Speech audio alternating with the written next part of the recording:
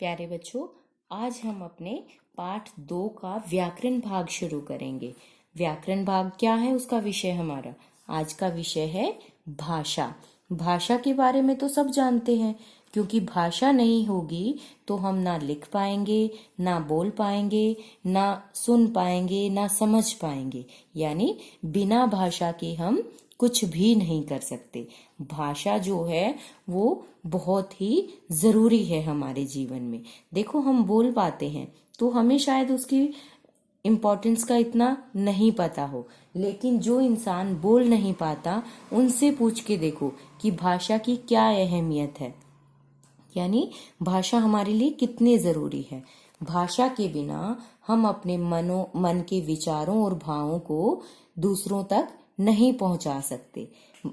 इसका मतलब क्या है? भाषा एक ऐसा माध्यम है, एक ऐसा साधन है जिसकी मदद से मनुष्य बोलकर, लिखकर, सुनकर, पढ़कर या फिर संकेतों के द्वारा, ठीक है, अपने मन और विचारों का आदान प्रदान करता है। ठीक है, अब भाषा क्लियर होगी आपको। भाषा देखो, अभी इस पिक्चर में क्या है, एक लड़की कुछ लिख रही है, तो ये क्या कर रही है? ये भाषा का एक लिखित रूप है, यानी वो लिखकर अपनी बात बता रही है, अपने मन के विचारों को वो लिखकर बता रही है।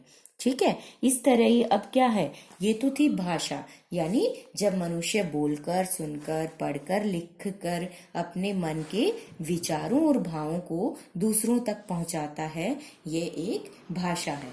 अब आता है भाषा के रूप, यानी भाषा के रूप क्या होते हैं, कितने प्रकार की भाषा होती है।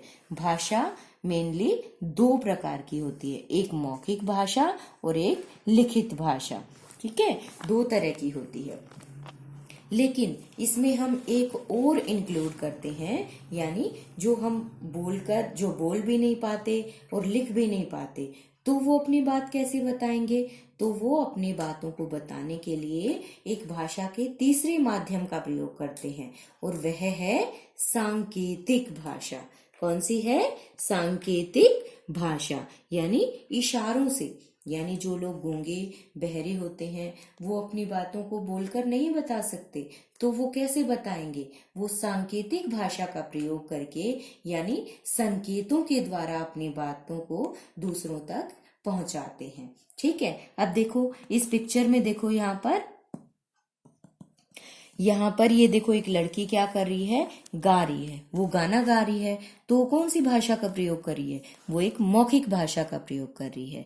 और इस चित्र में भी देखिए कि ये जो ऑफिसर्स हैं, ये अपनी बात को बताने के लिए बोल रहे हैं, समझा रहे हैं, तो ये भी मौखिक भाषा का प्रयोग कर रहे हैं।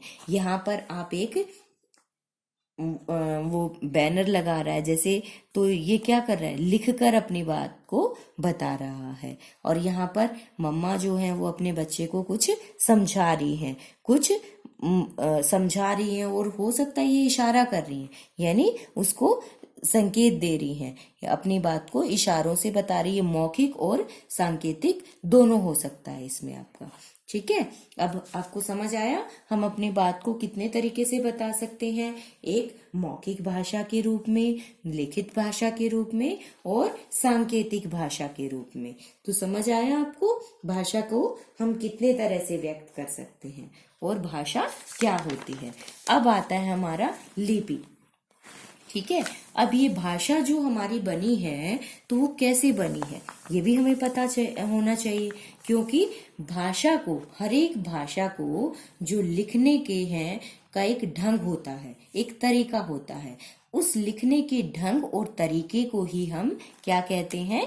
लिपि कहते हैं। भाषा को लिखने के ढंग या तरीके को लिपि कहते हैं। जिन चिन्हों के द्वारा, ये देखो इसकी डेफिनेशन दी हुई है, जिन चिन्हों द्वारा हम अपने भाव या विचार लिखकर प्रकट करते हैं, उन चिन्हों को लिपि कहते हैं। ठीक है, और प्रत्येक भाषा, यानी हमारे संसार में बहुत सारी भाषाओं का प्रयोग किया जाता है, और हर एक भाषा की अपनी लिपि होती है। ठीक है, जैसे अंग्रेजी भाषा की लिपि कौन सी है? रोमन। और उर्दू की फारसी, इसी तरह मराठी भाषा की लिपि देवनागरी, संस्कृत की देवनागरी। हिंदी भाषा की क्या लिपि है? हिंदी भाषा की लिपि भी देवनागरी है। और देखो पंजाबी की लिपि गुरुमुखी, कश्मीरी की शारदा, तमिल भाषा की तमिल, और बांग्ला भाषा, इसको हम बंगाली भाषा भी कह सकते हैं, और उसकी लिपि क्या होती है? बांग्ला होती है। ठीक है, अब आपको समझ आया?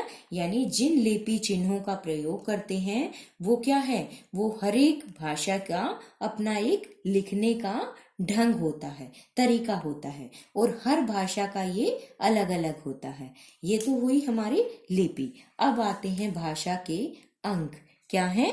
भाषा के अंग। भाषा के कौन कौन से अंग होते हैं? भाषा के अंग होते हैं शब्द, पहले वर्ण। सबसे पहले क्या होता है? वर्ण या अक्षर, फिर उनसे हम शब्द बनाते हैं, और शब्दों से हमारे बनते हैं वाक्य। ठीक है, ये हमारी भाषा के अंग है।